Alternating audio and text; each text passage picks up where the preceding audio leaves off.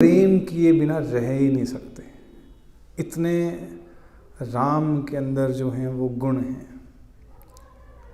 तो जो राम को जानता है, समझता है, वो भगवान से प्रेम कर सकता है। क्योंकि जिसे हम लोग नहीं जानते उससे ना तो हम घृणा कर सकते ना प्रेम कर सकते हैं। अपने आसपास देख लो, क्या पटियाला में एक व्यक्ति रहते हैं, क्या नाम उनका, कुछ भी मान लो, आप मान लो शरणजीत, आप उनसे प्रेम करते हो? अब नहीं। घृणा करते हो? नहीं। क्यों? क्योंकि जानते नहीं हैं। तो यानी प्रेम भी हम उस व्यक्ति से करेंगे जिसके बारे में जानते हैं, और घृणा भी उससे करेंगे जिसके बारे में और जिससे व्यवहार है। तो इसीलिए भगवान से भी प्रेम अगर करना है तो भगवान के बारे में जानना पड़ेगा।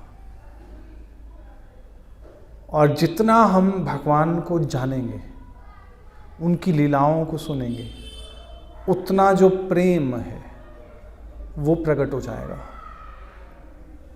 प्रकट मैं इसलिए कह रहा हूँ कि सब जितनी भी जीव आत्माएं हैं, सब में भगवान के प्रति प्रेम है।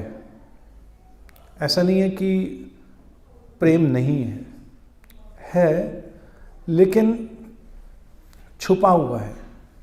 जैसे माचिस की डिब्बिया के अंदर अग्नि छुपी हुई है, उसे निकालना पड़ता है। ऐसे ही हर जीवात्मा के हृदय में प्रेम है भगवान के प्रति, लेकिन वो अभी सुसुप्त अवस्था में सोया हुआ है, जगाना पड़ेगा उसको। तो एक बार अगर वो बाहर प्रज्वलित हो गया तो उसे कोई बुझा नहीं सकता। फिर आप ऐसे ऐसे कार्य कर सकते हो जो संसार कहेगा कि कोई व्यक्ति प्रेम में ऐसा भी कुछ कर सकता है क्या। ऐसी ऐसी स्टेटमेंट्स निकल के आएंगी, वक्तव्य निकल के आएंगे, जैसे दशरथ महाराज कह रहे हैं। मतलब आप तो नहीं सोच सकते हो ना कि हम कह सकते राम के प्रति कि राम जैसा पुत्र होना दुर्भाग्य, लेकिन दशरथ कह रहे हैं प्रेम में आकर। कौशल्या, क्या कोई कह सकता है कि मैं अपने बेटे को गुलाम बना देती तो अच्छा था? कौशल्या कह रही है दशरथ से कि इससे बेहतर होता कि कौशल्या को, एक्चुअली दशरथ कह रहे हैं कि कौशल्या तुम अपने बेटे को कैकेयी का दास बना देती, उसको वनवास तो ना मिलता, महल में तो रहता। ये प्रेम है। ये प्रेम की भाषा जो है ना वो बिल्कुल अलग होती है। अभी तो हमारी सारी जो स्टेटमेंट्स होती है ना भगवान के लिए, वो ऑफिशियल स्टेटमेंट्स हैं। ऑफिशियल समझते हो? फॉर्मेलिटी, किसी ने बता दी, हमने वो रट ली, वही बोलते जा रहे। लेकिन जिस दिन भगवान से प्रेम हो गया ना, आप ऊल जलूल बातें करने लग जाओगे। आपको समझ नहीं आएगा आप क्या बोल रहे हो, लोगों को समझ नहीं आएगा क्या बोल रहे हैं। जैसे वो सूफी संत हुए एक, वो एक शब्द बोलते थे, अनहलक। सुना है? सुना है अनहलक? कि मैं, इसका मतलब होता है कि मैं वो हूं, कि मैं ईश्वर हूं, या कहते हैं ना हम लोग क्या, अहम ब्रह्मास्मि। ये उसका अनहलक जो उर्दू का वर्जन है। इसके कई मतलब हैं। जो वो सूफी संत थे वो ऐसे, तो उनको पकड़ लिया गया, उसको बोला गया कि तुम ये स्टेटमेंट छोड़ दो, नहीं तो तुम्हें मृत्यु दंड दिया जाएगा। अनहलक, इज हैप्पी। उसके शरीर को काटा गया, नोच नोच कर काटा गया, आंखें निकाली गई, कान काट दिए गए, जीभ काटने लगे उसकी। तब भी कह रहे हैं अनहलक, कि मैं उसका हूं। इसका ये भी मतलब है, तुम क्या मुझे मारोगे। तो प्रेम जब किसी से होता है ना, तो फिर ऐसी स्टेटमेंट्स आएंगी। अभी तो जब आप बोल रहे हो तो आपको, लोगों को आपकी बात समझ में आ रही है ना, तो इसका मतलब भगवान से प्रेम नहीं है। तो यहाँ जो दशरथ हैं, उससे कैकेयी ने 2 वर मांगे और दशरथ ने दे दिए। उसके बाद दशरथ अपने होश में नहीं रहे, होश खो बैठे और उन्होंने मतलब कि कई ने मैसेज भेजा कि राम को बुला लाओ, तो सुमंत्र बुलाने गए और उस समय भगवान राम की जो आयु थी लगभग 25 से 27 वर्ष के बीच में थी, जब भगवान को वनवास मिला था। उस समय राम को जब वनवास मिला तब भगवान समभाव में है, न दुख में है न सुख में है, ना उस पर रोष प्रकट किया ना खुशी में प्रकट की। तो भगवान एक चीज़ सिखा रहे हैं कि मेरे भक्तों को भी इस तरह से बनना है, या जिनके जीवन में मैं आऊँगा उन पर जब विपत्ति आएगी तो उन्होंने इस तरह से व्यवहार करना है। मैं अपने भक्तों से चाहता हूँ कि वो इस तरह से व्यवहार करें समभाव में। इसको कहते हैं समजय, कि जिसने पर जय और पराजय दोनों को जीत लिया है, सम अवस्था में है। और ये तब प्राप्त हो सकती है जब हमारा जो प्रेम है भगवान के प्रति बहुत प्रगाढ़ हो जाए।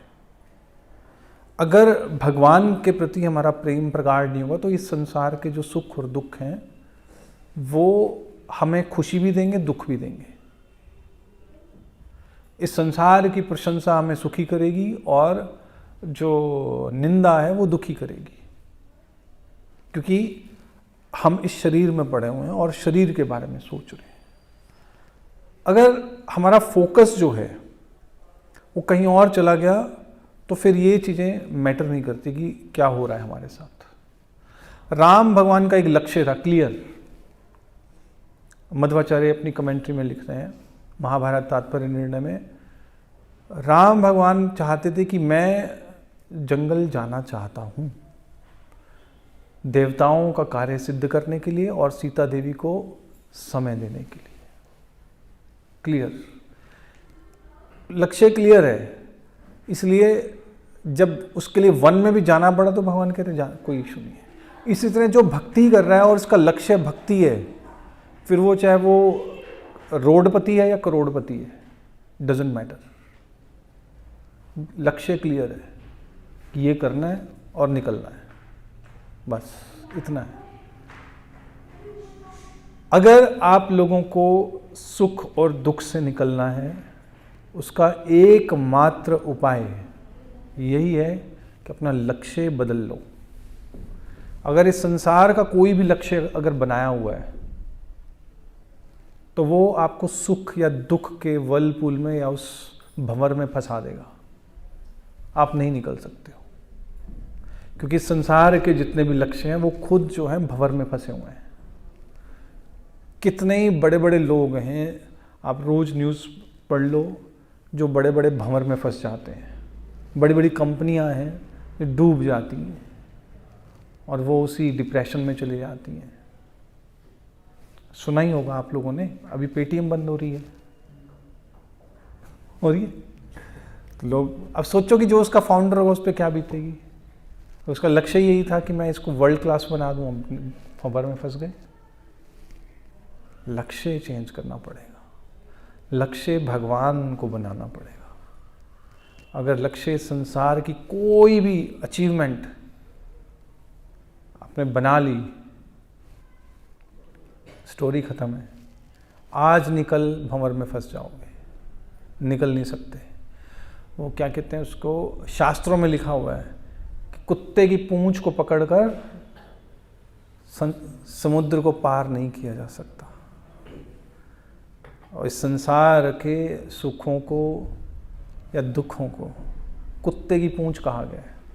अगर आप सोचो कि जब दुख आएंगे तब भक्ति कर लेंगे, नहीं हो सकता। अभी तो सुख मिला है, अभी सुख भोग लें, नहीं निकल सकते। आप किसी भी परिस्थिति में हो, भगवान लक्ष्य हैं तब निकल सकते हो। और उसके लिए आप क्या कर रहे हो, अनुकूल क्या है प्रतिकूल क्या, ये पता होना चाहिए। लक्ष्मण के लिए सबसे बड़ी समस्या थी कि वो अपनी माता से कैसे पूछेगा कि मैं भी राम के साथ जाना चाहता हूँ। राम को वनवास मिला, राम सबसे पहले कौशल्या के पास जाते हैं और कौशल्या को कहते हैं कि ये जो तुमने भोग मेरे लिए रखे हुए हैं ये अब मैं नहीं ले सकता हूँ, मैं वनवास जा रहा हूँ, वल्कल पहनूंगा, त्यागी के समान जो वस्त्र हैं वो पहनूंगा, ये भोग्य वस्तु है मेरे लिए नहीं है, ये राज्य मेरे लिए नहीं है, भरत राजा बनेगा। कौशल्या धड़ाम से गिर जाती, कहती कि ऐसा कैसा ऐसा आघात पहुंचा।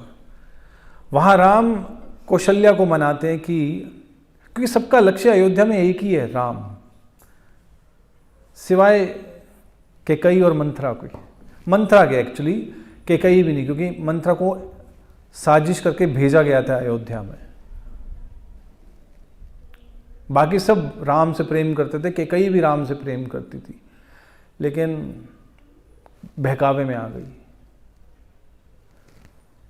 और फिर कौशल्या कहती कि मैंने इतना दान किया, इतनी तपस्याएं की, इतनी प्रार्थनाएं की, अगर उनका लक्ष्य तुमसे वियोग है तो ऐसे दान, तप और प्रार्थनाओं का, तपस्या का क्या फायदा? इससे अच्छा तो मैं विष पी लूं या तुम मुझे अपने साथ ले जाओ। राम वहां पर 3 उदाहरण देते हैं, राजा पृथु और राजा सगर और एक और था कंडू ऋषि। कंडू ने अपने पिता के कहने पर गाय की हत्या कर दी थी, जबकि गाय की हत्या नहीं की जा सकती।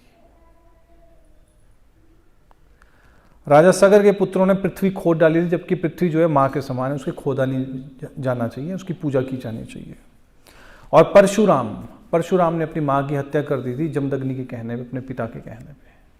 तो राम क्लियर हैं बिल्कुल, कहते हैं कि अगर वो अपने पिता के कहने पर ये कर सकते तो मुझे कोई इसमें संशय नहीं है कि मैं तुम्हें छोड़ दूं और तुम विष पी लो, मुझे इसमें कोई वो नहीं है, मुझे कोई दुख नहीं होगा, लेकिन मैं धर्म के रास्ते को छोड़ूंगा नहीं। कि मैं धर्म की स्थापना करने आया हूं तो मैं जंगल जाऊंगा। और कौशल्या को बोला कि आपका धर्म बनता है कि आप इस समय पिताजी को संभालो, अपने पति को संभालो, वो ज़्यादा दुख में है। वहाँ पर लक्ष्मण खड़े हैं, लक्ष्मण कह रहे हैं कि राम आप बड़ी बड़ी बातें कर रहे हो धर्म की, धर्म तो ये कहता है कि एक सही राजा जो है वो राज्य करे, एक सही व्यक्ति राज्य करे, राज्य पर अधिकार जमाए, और आपसे सही व्यक्ति पूरी अयोध्या में इस समय कोई नहीं है, और आप छोड़ कर जा रहे हो, ये धर्म से विपरीत बात है। और अगर आप कहते, भगवान राम ने फिर लक्ष्मण को समझाया कि देखो ये किस्मत का खेल है, विधाता का विधान है। और लक्ष्मण कहते हैं कि जो भाग्य की दुहाई देते हैं वो कमज़ोर लोग होते हैं, हमें इसके विरुद्ध लड़ना चाहिए, और हथियार उठा के मैं किसी से भी लड़ने को तैयार हूँ। अयोध्या में भरत नहीं है, भरत होता है उसका भी मैं वध कर देता। अगर आपको राजा बनने से कोई रोकेगा तो मैं उससे छोड़ूंगा नहीं। अगर दशरथ भी आएंगे तो उन्हें भी बंदी बना लूँगा। अगर उन्हें मारना भी पड़ा, उनकी हत्या भी करनी पड़ी, तो मुझे इसमें कोई संकोच नहीं होगा। ये लक्ष्मण का प्रेम राम के प्रति इतना है कि वो किसी भी हद तक जा सकते हैं और लोगों से नफरत तक कर सकते हैं, घृणा तक कर सकते हैं। ये लक्ष्मण का प्रेम है राम के प्रति। और राम कहते हैं कि मैं धर्म का पालन करूँगा, तुम्हें जो करना है करो, तुम अपने इंद्रियों को वश में रखो, अपने दुख को नियंत्रण में रखो। तो क्या कहते हो, लक्ष्मण सही था या राम सही थे, क्या कहते हो?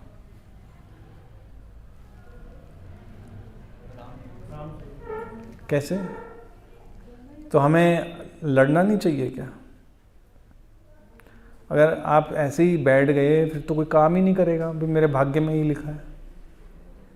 अधिकार छोड़ रहे हैं, राम जी का अधिकार छोड़ रहे हैं। कर्तव्य नहीं छोड़ सकते,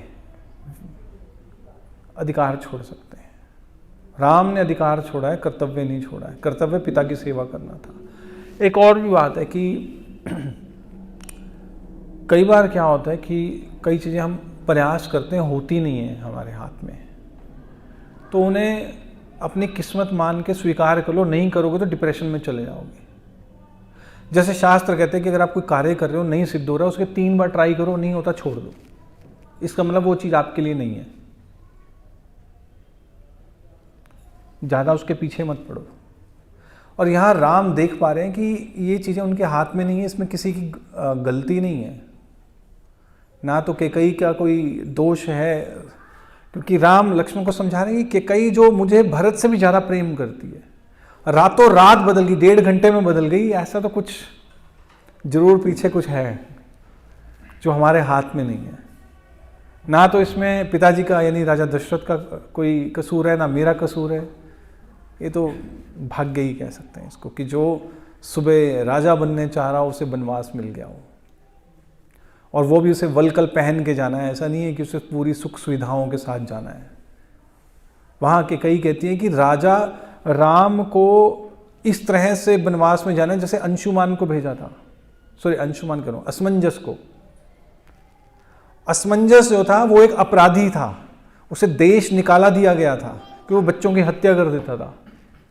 तो वहाँ फिर दशरथ कहते हैं कि सुमंत्र कहते हैं कि राम ने कोई ऐसा पाप नहीं किया, कोई दोष नहीं है कि उसे इस तरह से बाहर देश निकाला दिया जाए। और फिर दशरथ कहते हैं कि बिल्कुल ठीक बात है, लेकिन राम उस चीज़ को भी स्वीकार करते हैं कि मैं कोई सुख सुविधाएं, कोई भोग्य वस्तु नहीं लूँगा, मैं एक त्यागी की तरह रहूँगा, वनवासी की तरह रहूँगा।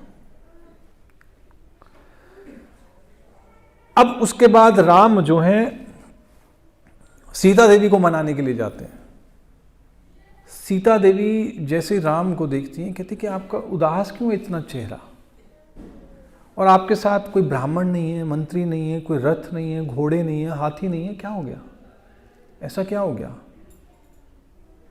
तो राम वहाँ पर बताते हैं कि ये जो 2 वर मिले हैं, और वहाँ सीता देवी कहती हैं कि, और सीता देवी को कहते हैं कि तुम यहाँ भरत को अपना भाई के समान उसका आदर करना, मेरी प्रशंसा ज़्यादा मत करना, और शत्रुघ्न को अपना बेटा मानना, कैकेयी की सेवा करना, सबका आदर करना, अपना, क्योंकि चाहे तुम सबसे बड़ी बहू हो, लेकिन अपना जो क्या कहते हैं उसे प्रभुत्व मत दिखाना। यहाँ पे एक राजा को ये बात अच्छी नहीं लगती। तो सीता देवी वहाँ कहती हैं कि ये बात आप किसको कह रहे हो, मैं आपको छोड़ के नहीं जा रही हूँ, या मैं आपके साथ जा रही हूँ। ये बात आप उसको बोलो जो यहाँ रहना चाह रहा है आपके बिना, मेरा जीवन आप ही हो। तो राम बहुत समझाते हैं कि जंगल में बहुत कष्ट हैं। तो सीता देवी एक प्रश्न करती हैं राम से कि स्वर्ग क्या है, नरक क्या है। राम के पास इसका उत्तर नहीं है, क्योंकि स्वर्ग वो है जहाँ पर, क्योंकि ये सारी चीज़ें मानसिक रूप से हैं। हो सकता है कि आप ठाट बाट में रह रहे हो और अंदर से परेशान हो, तो नरक के समान है। हो सकता है कि आप टूटी फूटी झोपड़ी में रह रहे हो लेकिन आप खुश हो, स्वर्ग के समान है। और फिर वहाँ सीता देवी राम कहते हैं कि तुम्हारी रक्षा करना बड़ा एक मुश्किल कार्य है जंगल में। तो वहाँ फिर सीता देवी अपना एक क्या कहते हैं क्रूर चेहरा दिखाती हैं, ऐसा वाल्मीकि जी कहते हैं। बिल्कुल अपनी टोन चेंज कर लेती हैं, एकदम करुणा भाव से क्रोध भाव में। कहती है कि जामातरम प्राप्य स्त्रिया पुरुष विग्रह, कि मुझे नहीं मालूम था कि मेरे पिताजी ने ऐसे व्यक्ति से विवाह कर दिया है जो बाहर से तो पुरुष है, अंदर से स्त्री है, जो एक स्त्री की रक्षा नहीं कर सकता। यानी आप पुरुष नहीं हो जो एक स्त्री की रक्षा नहीं कर सकते। एक तरह से सीता देवी कह रही है कि मेरे पिता ने विवाह जो किया था एक विष्णु से किया था जो पुरुष हैं, बाकी सब तो जीव आत्माएं हैं। वो जनक जिनका इस संसार में जिनकी संसार में किसी से आसक्ति नहीं है, उनके गुरु ने उनका टेस्ट लिया था और वो पास हो गए थे। जब पूरा राज्य उन्होंने जला दिया था, एक इल्यूजन क्रिएट कर दी थी, और वहाँ भी जनक जो है ध्यान से अपना कथा सुन रहे हैं। वो कह रहे हैं इयम सीता, ये मेरी सीता है, इसको मैं तुम्हें दे रहा हूँ। तो सीता देवी इस तरह से, राम भगवान बुरा नहीं मानते, उनकी भावनाओं को एक्सेप्ट करते हैं, पत्नी की भावना को एक्सेप्ट करते हैं, एक भक्त की भावना को एक्सेप्ट करते हैं, शब्दों पे नहीं जाते, कहते ठीक है मैं समझ गया हूं। और यहां एक बहुत बड़ी बात होती है कि अभी तक लक्ष्मण ने शरण नहीं ली राम की। जब दशरथ महाराज ने वनवास के लिए कहा था तब भी लक्ष्मण साथ थे। कौशल्या के पास राम गए हैं तब भी लक्ष्मण साथ थे। सीता देवी के महल में गए हैं राम तब भी साथ हैं लक्ष्मण। लेकिन अभी तक लक्ष्मण ने शरणागति नहीं ली कि राम मैं भी आपके साथ चलूंगा। जैसे ही सीता देवी को भगवान राम ने स्वीकार किया, एक्सेप्ट किया कि ठीक है तुम मेरे साथ चलो, लक्ष्मण राम के चरणों में गिर पड़ते हैं कि मुझे भी आप साथ लेके चलो, मैं आपके बिना जी नहीं सकता, मैं हर कार्य करूंगा। वो लक्ष्मण जो थोड़ी देर पहले अपना क्षत्रिय भाव दिखा रहे थे कि मैं पूरे संसार से लड़ लूंगा, एक क्षत्रिय के लिए झुकना बहुत बड़ी बात होती है, बहुत ही बड़ी बात। अगर आप वो देखो ध्रुव महाराज के केस में भागवतम में आता है, ध्रुव महाराज को उनके पिता ने अपनी गोदी में नहीं बिठाया था ना, तो उनकी जो सौतेली माँ थी, क्या नाम था उनका, सुरुचि। सुरुचि ने कहा था कि तुम्हें अगर गोदी में बैठना है ना तो मेरी कोख से जन्म लेना पड़ेगा, और दुत्कार दिया। ये अपमान ये जो ध्रुव है सहन नहीं कर पाए, क्योंकि क्षत्रिय खून है ना, ज़्यादा खोलता है, ज़्यादा क्रोध है उसमें, गुस्सा है, किसी के आगे झुक नहीं सकते। और वो जो लक्ष्मण हैं, जो आदि शेष हैं, जो भगवान का कभी अहित सोच ही नहीं सकते, भगवान की हर तरह से रक्षा करना चाहते हैं, जो फुंफकार रहे थे कुछ देर पहले, एकदम चरणों में गिर पड़े, कहते मैं आपकी शरण लेता हूँ, मुझे अपनी सेवा में रखिए। क्योंकि आदि शेष अनंत शेष जो हैं भगवान की वैकुंठ में हर तरह से सेवा करते हैं, उनके लिए बेड भी बन जाते हैं, उनको चावर भी करते हैं, हर तरह से कोई भी मीनियल जितने भी सर्विसेज हैं वो सब अनंत शेष हैं। इवन ये मृदंग करताल ये सब अनंत शेष की एक्सपेंशन है, उनका विस्तार है। जो भी वस्तु भगवान की सेवा में लगती है, ये मंदिर भी भगवान अनंत शेष का विस्तार है, जहां बैठे हो भगवान की सेवा में वो फैसिलिटीज दे रहे हैं। वो अनंत शेष उस समय शरण लेते हैं जब सीता देवी राम के साथ हैं। अकेले कृष्ण की सेवा हम नहीं करते। हमारे आचार्य कहते हैं कि मैं उस कृष्ण को भी नहीं जानता जो राधा रानी के साथ नहीं है। हम उस कृष्ण को नहीं जानते, इसलिए हम लोग क्या सेवा करते हैं, राधा कृष्ण की सेवा करते हैं, अकेले कृष्ण की सेवा नहीं करते। इसलिए गीता में भी हम लोग कृष्ण के साथ राधा को ढूंढते हैं। भागवतम भी पूरी नहीं है, अपूर्ण है, अधूरी है जब तक उसमें श्रीमती राधा रानी नहीं है। और श्रील प्रभुपाद भी सिखाते हैं कि अगर आपको भगवान की शरण लेनी है तो राधा रानी रिकमेंड करती है कि अच्छा भक्त है, ले लो इसको सेवा में, इसे स्वीकार कर लो। अदरवाइज एक जो भक्त है, एक जीव आत्मा है, उसके इतने पाप है, इतने अपराध हैं, कई जन्मों के, भगवान को देखते ही गुस्सा आ जाता है। भगवान को लगता है इसको अभी नष्ट कर दूं। लेकिन जो भगवान की शक्ति है वो कहती नहीं, आप इस पर दया करो, कृपा करो, इसे स्वीकार कर लो। इसलिए हम राधा कृष्ण की सेवा जो है वो करते हैं, राधा कृष्ण की शरणागति लेते हैं। समझ गए? इसलिए यहाँ लक्ष्मण जी क्या सिखा रहे हैं, किसकी सेवा स्वीकार करनी है, किसकी सेवा करनी है, सीताराम, सियापति रामचंद्र की। राम समझाते हैं लेकिन लक्ष्मण सुनने को तैयार नहीं। राम कहते हैं कि ठीक है, तो अपनी माता से आज्ञा ले आओ। बहुत मुश्किल कार्य है,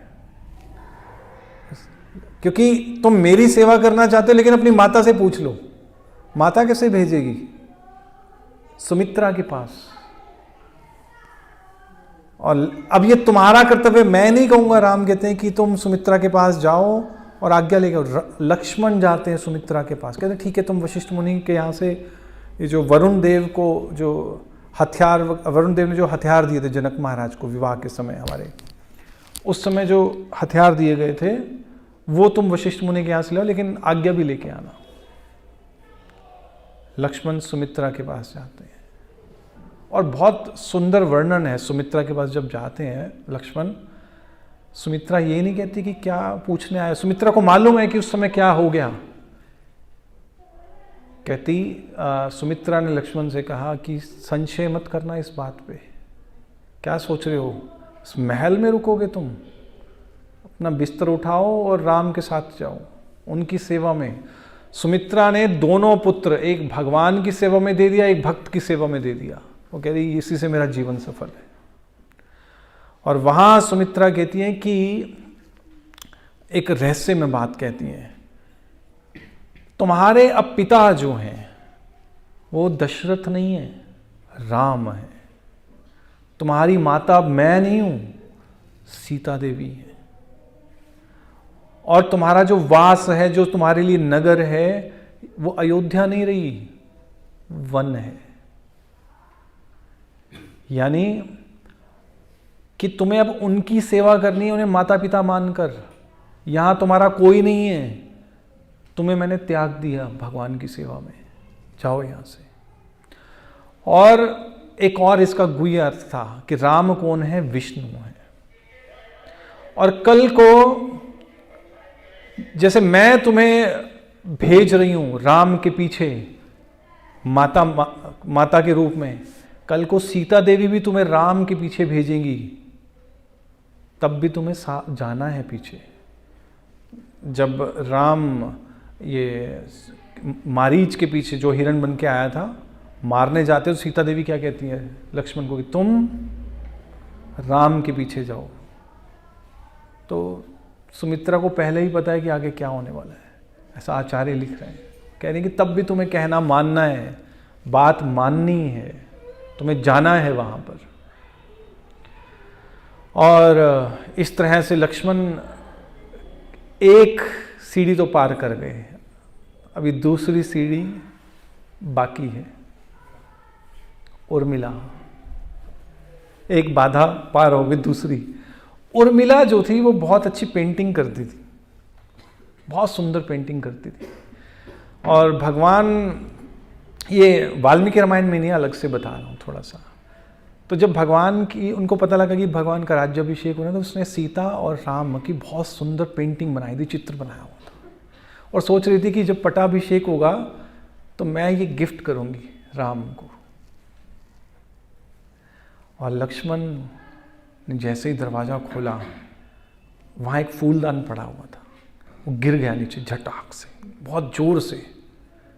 और इतनी तेज आवाज हुई कि उसके हाथ में जो रंग था ना वो ऐसे उछल गया, क्योंकि वो घबरा गई, क्योंकि एकदम मग्न थी। वो सोच रही थी कि आज तक इतनी सुंदर जो चित्र है मैंने आज तक पेंटिंग बनाई नहीं जितनी आज है। It's one of the best painting, masterpiece, जिसमें सीता और राम जो हैं सिंहासन पर बैठे हैं, और जो उनके भाई हैं साथ हैं, चंवर ढुला रहे हैं भरत, और नीचे और मंत्री वगैरह, इतने सुंदर तो वो सारा जो रंग था उनके हाथ में वो उस पेंटिंग के ऊपर गिर गया, बिल्कुल क्रोध में कि कौन है ऐसा बदतमीज कि जिसने इतना। पीछे देखते हैं तो लक्ष्मण ने, स्वामी आप। तो लक्ष्मण ने कहा कि मैं तुम्हें बाकी चीज़ें तुम बाद में समझ जाओगी, कि लेकिन राम जो है उनका राज्याभिषेक नहीं हो रहा, वो बनवास जा रहे हैं, सीता देवी साथ जा रही, मैं उनकी सेवा के लिए जा रहा हूं। अब यहां देखिए कि राम कौशल्या को कह रहे हैं कि आपका धर्म क्या है, पति की सेवा करना, आप पति के साथ रहो, उनको आपकी ज्यादा आवश्यकता है। सीता देवी कह रही है कि जो ये बात आपने कौशल्या को बोली है तो फिर मेरे पे भी लागू होती है कि मैंने अपने पति के साथ रहना है, तो मैं आपके आगे आगे चलूंगी, कांटे हटाऊंगी, और जो मिट्टी उड़ेगी वो मेरे लिए चंदन के समान होगी। जो कंटीले रास्ते होंगे, पथरीले रास्ते होंगे, वो मेरे लिए गद्दों के समान होंगे, नर्म। अब यहां उर्मिला जो है उसके लिए कितना मुश्किल है। अब वो क्या करे, जाए या ना जाए। उर्मिला ने कहा कि अगर मैं साथ चलती हूं तो जो मेरे पति की भावना है कि वो राम की सेवा करना चाहते हैं, उसमें बाधा आ जाएगी। मैं पति की सेवा में बाधा करने पहुंचाने के लिए नहीं हूं। अनुकूलस्य संकल्प प्रतिकूलस्य वर्जनम। मैं पति जो सेवा करना चाहता है राम की, उसकी सेवा करना चाहती हूँ, उसमें सहयोग देना चाहती हूँ, तो मेरी तरफ से भी आपको आगे कि आप जाओ, मैं बीच में नहीं आऊंगी। अगर मैं चलूंगी तो आपको मेरा ध्यान रखना पड़ेगा, राम की सेवा में बाधा आएगी। अब ये सुमंत्र जो हैं, जो वृद्ध मंत्री हैं, सोच रहे कैसा परिवार है ये। हर कोई दूसरे के बारे में सोच रहा है सिवाय एक के। दशरथ सोच रहे हैं कि राम को कैसे सुख पहुंचाऊं, राम सोच रहे हैं कि मैं राजा को दशरथ को कैसे सुख पहुंचाऊं, कौशल्या सोच रही है राम को कैसे सुख पहुंचाऊं, राम सोच रहे हैं कि कौशल्या को कैसे सांत्वना दूं, और सुमित्रा फिर कौशल्या को भी समझा रही है। बड़ा विचित्र परिवार है। अगर आप पूरा ध्यान से पढ़ेंगे तो एक चीज कॉमन है, राम अपने भक्तों का सुख चाहते हैं और भगवान के भक्त राम का सुख चाहते हैं।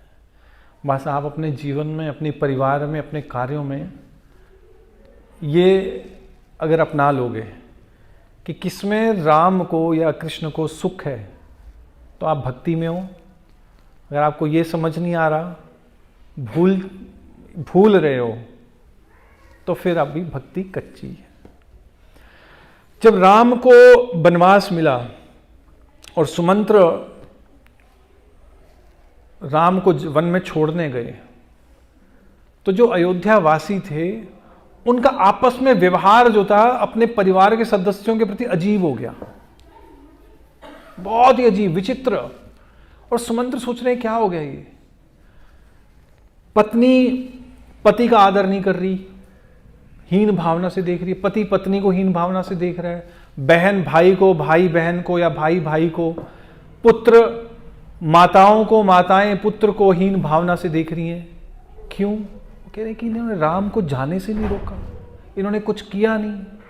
और वो देख रही हैं कि राम, जिन्होंने अपनी माता की इतनी सेवा की, कैकेयी की, उस कैकेयी ने उनको वनवास दे दिया। तो इसलिए पुत्र अपनी माता को पूछ नहीं रहे, उनको सोच रहे हैं कि ये माता भी ऐसी होगी, इसने राम को रोका नहीं, ये कैकेयी के भागीदार है।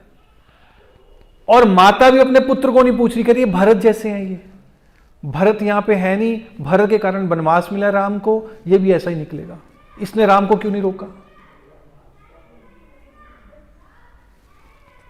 और हाथी, घोड़े, गायें, इन्होंने खाना बंद कर दिया, पेड़ सूख गए, फूल मुरझा गए, पत्तियां कुम्हला गई बिल्कुल। और इवन यहां तक वाल्मीकि जी लिखते हैं कि जिनके यहां पहली बार संतान उत्पन्न हुई, पुत्र उत्पन्न हुआ, उनको इस बात की कोई खुशी नहीं थी। किसी ने चूल्हा नहीं जलाया, किसी ने यज्ञ नहीं किया, सब ने अपना धर्म सब कुछ त्याग दिया, अग्निहोत्र वगैरह, कि राम नहीं है तो उसका क्या उसका उपयोग है, व्यर्थ है सब। तो ये सब में राम कॉन्शियसनेस, कृष्णा कॉन्शियसनेस, कृष्ण भावनामृत ये है कि 24 घंटे अगर उसमें कृष्ण नहीं है, राम नहीं है, तो उसका कोई फायदा नहीं है जीवन में। हमारे जीवन में भी अगर कृष्ण नहीं है, राम नहीं है, और फिर भी वो चीजें अच्छी लग रही है ना, तो भक्ति नहीं है। किसी को कुछ अच्छा ही नहीं लग रहा, ना अपने परिवार को देखकर, ना भोग्य वस्तुओं को देखकर, ना प्रकृति को, कुछ भी अच्छा नहीं लग रहा राम के बिना। हमारे जीवन में तो है ही नहीं ना, भगवान को तुमने वनवास भेजा हुआ है ना, कहाँ है राम आपके जीवन में? कृष्ण है, कहाँ है? आपको तो मोबाइल अच्छा लगता है, अच्छे अच्छे व्यंजन अच्छे लगते हैं ना, भोग्य पकवान, कपड़े अच्छे लगते हैं, उन्होंने अयोध्या वासियों ने अपना श्रृंगार करना छोड़ दिया। मतलब ये इतना करुण दृश्य था। और सुमंत्र जब छोड़ने गए तो राम को कह रहे कि मैं किस मुंह से जाऊंगा वापस, आप मुझे अपने साथ ले चलो। राम सुमंत्र को कहते, सुमंत्र तुम नहीं जाओगे तो कैकेयी को लगेगा कि मैं वन में नहीं गया हूँ, तुम्हारा जाना बहुत जरूरी है, ध्यान से जाओ। और अयोध्या वासियों के सुख के लिए भगवान रातों रात निकल के, जब अयोध्या वासी सो रहे थे तमसा नदी पर, तो सुमंत्र को बोला कि रथ इस तरह से घुमाना कि अयोध्या वासी को पता न लगे हम किस तरफ गए हैं। और तमसा नदी पार करके सुमंत्र जी उनको छोड़ के आए। आगे श्रृंगेरपुर, वहाँ गुह के पास गए। गुह ने भगवान राम को प्रणाम किया, उनके चरणों में पड़ गए। तो राम गुह को कहते हैं कि गुह तुमने इतना बड़ा अपराध कर दिया, इतना पाप कर दिया, इतना क्रूर कार्य किया कि तुम मेरे पैर में पड़ गए हो, गले लगाओ मुझे कोई, तुम तो मेरे मित्र हो, तुम क्यों मेरे चरणों में पड़ रहे हो। ये राम है। और फिर गुह बहुत सारे पकवान लेके आ रहा है। राम कह रहे ये अब मेरे लिए भोग्य नहीं है। अब राम ने स्वीकार क्यों नहीं किया गुह से पकवान? अब कह सकते हो कि चलो भगवान ने त्याग, लेकिन एक और कारण था। गुह ने अभी तक किसी को गुरु धारण नहीं किया। फिर राम कहते ठीक है, तुम ऐसा करो, इन घोड़ों की सेवा कर दो, ये राजा दशरथ के घोड़े हैं, इनके लिए आप ले आओ। और रात को जब राम के लिए जो बेड है, क्या कहते हैं उसे, बिस्तर तैयार किया लक्ष्मण ने, और सुमंत्र भी वहीं पर है, तो रात को पहरा दे रहे हैं राम और लक्ष्मण, और दूसरी तरफ से गुह, दोनों आपस में बातें करते हैं, राम के गुणों का वर्णन करते हैं लक्ष्मण शिक्षा दे रहे हैं वहाँ गुह को। अगले दिन राम जो है गुह के हाथों से तब स्वीकार करते हैं फल, बिना आचार्य के, बिना गुरु के भगवान भी स्वीकार नहीं करते। तब फिर गुह लेके आता है फल फ्रूट वगैरह जो भी हैं, तो राम स्वीकार करते हैं और कहते हैं कि मेरे लिए तुम बरगद के पेड़ की वो क्या कहते हैं उसे, दूध लेके आओ जटाएं बनाने के लिए, क्योंकि ये बाल जो हैं उलझते रहते हैं और इनको संभालना पड़ता है। तो जटाधारी इस तरह से राम और लक्ष्मण पहनते हैं। लेकिन लक्ष्मण जो है आगे चलते हैं और राम सबसे पीछे है, सीता देवी बीच में है। लेकिन सीता देवी ने वलकल नहीं पहने हैं, ये ध्यान रखना। और जब तक राक्षस ऋषियों मुनियों से मिले नहीं, 13 साल बीते नहीं, तब तक लक्ष्मण आगे चलते रहे। लेकिन जब असुरों का वध करने का समय आया, राम ने कहा अब मैं आगे चलूंगा, तुम पीछे चलना, क्योंकि प्रतिज्ञा मैंने ली है कि मैं असुरों का नाश करूंगा, वध करूंगा। तो इस तरह बहुत सारी शिक्षाएं हैं कि किस तरह से राम व्यवहार कर रहे हैं अपने भक्तों से, या भक्तों को किस तरह से व्यवहार करना चाहिए, किस तरह से अपना जीवन यापन करना चाहिए। गोपियां किस प्रकार रहती थी, उनको भगवान कृष्ण के बिना अपना घर अच्छा नहीं लगता था, अपने बच्चे अच्छे नहीं लगते थे। आप भागवतम में पढ़ो, वो बच्चों को रोता बिलखता छोड़ जाती थी कृष्ण को मिलने के लिए। कई गोपियां तो ऐसी थी कि वो बच्चे को कुएं में ले आई और पानी का बर्तन डालने की जगह बच्चे को कुएं में डाल दिया, ध्यान ही नहीं है। इस अवस्था तक पहुंचना है, इस प्रेम तक पहुंचना है, और उसका रास्ता जो है वो साधना भक्ति है। अगर साधना भक्ति नहीं करेंगे तो नहीं पहुंच सकते। अगर आप सोचो कि कभी भगवान चाहेंगे, घंटी बजाएंगे और प्रेम प्रकट हो जाएगा, नहीं होगा। पहले आपको इच्छा व्यक्त करनी कि हाँ मुझे आपका प्रेम चाहिए, तब भगवान आपको प्रेम देंगे। उसके लिए हम लोग साधना भक्ति करते हैं। भगवान गीता में भी कह रहे हैं कि अर्जुन, अगर तुम मुझे प्राप्त नहीं कर सकते हो या नहीं करना चाहते, तुम्हारी इच्छा नहीं है मुझे प्राप्त करने की, तो इस तरह से विधि विधानों का पालन करो कि तुम्हारे अंदर वो इच्छा प्रकट हो जाए। तो ये जो हम साधना भक्ति करते हैं कि 16 माला का जप करना है, 4 नियमों का पालन करना है, भगवान को भोग लगा के फिर प्रसाद लेना, ये सारी साधना भक्ति कि हमारे हृदय में भगवान को प्राप्त करने की इच्छा प्रकट हो जाए। भक्तों का संग भी इसलिए करते हैं। ये बेसिक्स है हमारे, ये फाउंडेशन है, ये आधारशिला है। आप इसमें छेड़ाछाड़ी नहीं कर सकते हो। अगर आपकी नींव कच्ची है तो ऊपर दीवार खड़ी नहीं होगी, उस पर महल खड़ा नहीं होगा, उस पर प्रेम कभी नहीं आएगा। इसलिए साधना भक्ति को गंभीरता से लो। पहुंचना वहां है, काम यहां पे करना है। दृष्टि जो है संबंध अभिधेय प्रयोजन पर होनी चाहिए, लेकिन कार्य हमें यहां संबंध ज्ञान पे करना है। कार्य यहां पे करना है, दृष्टि वहां होनी चाहिए। ठीक है। सियापति रामचंद्र की जय। श्रील प्रभुपाद की। किसी का कोई प्रश्न हो